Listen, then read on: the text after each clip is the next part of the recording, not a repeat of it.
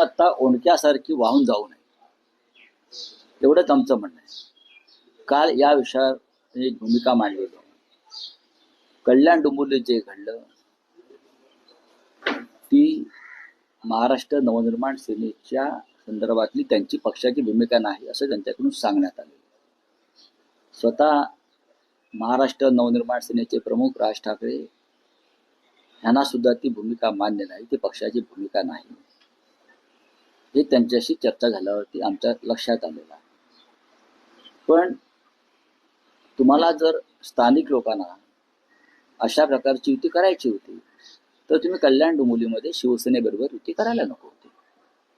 आमची एक भूमिका आहे आणि कठोर आणि कडवट आहे शिंदेच्या बाबतीमध्ये व त्यांच्या गटाच्या बाबतीत. त्यांनी महाराष्ट्राच्या पाठीमध्ये खंजीर बसल्या. भारतीय जनता पक्षाबरोबर तुम्ही दोन पर्याय होते. खरं म्हणजे तिथे शिंदे आणि भाजप एकत्र येऊ शकतात. तिथे तुम्ही एक पाहिलं असेल की महायुती म्हणून ते लढले असं वाटतंय मला माहित नाही. तिथे शिंदे आणि भाजप महायुती म्हणून एकत्र येऊन सरकार बनवू शकतात त्यांचे जे काय ते.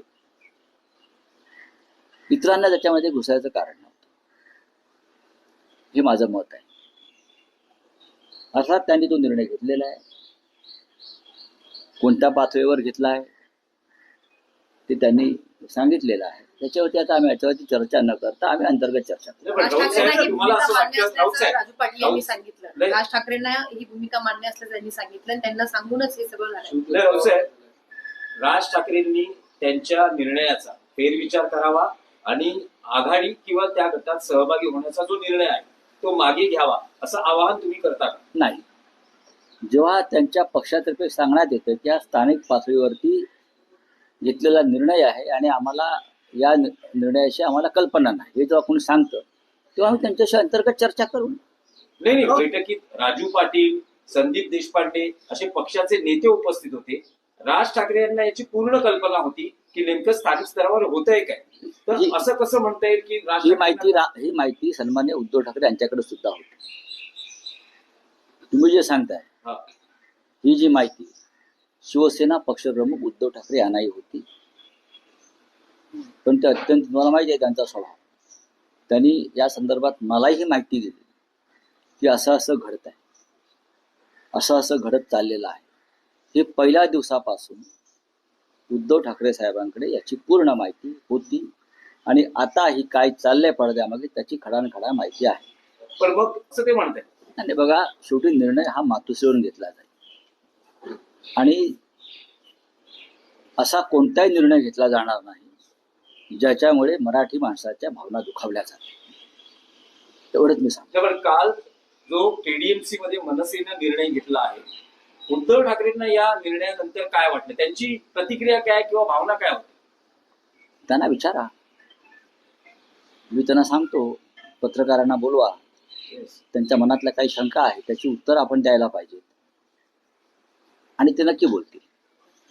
त्यांना बघा, जर हा निर्णय महाराष्ट्र नवनिर्माण सेनेच्या प्रमुखांना पसंत नाही असं ते म्हणतायत, मग उद्धव ठाकरेंना पसंत असेल का? म्हणून मी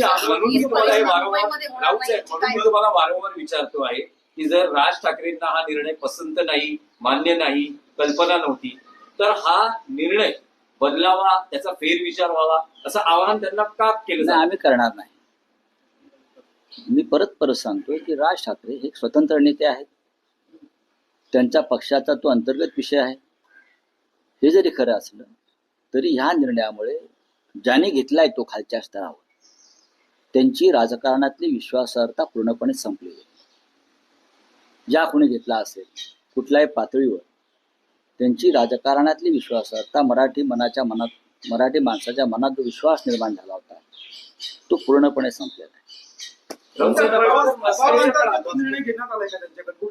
नाही.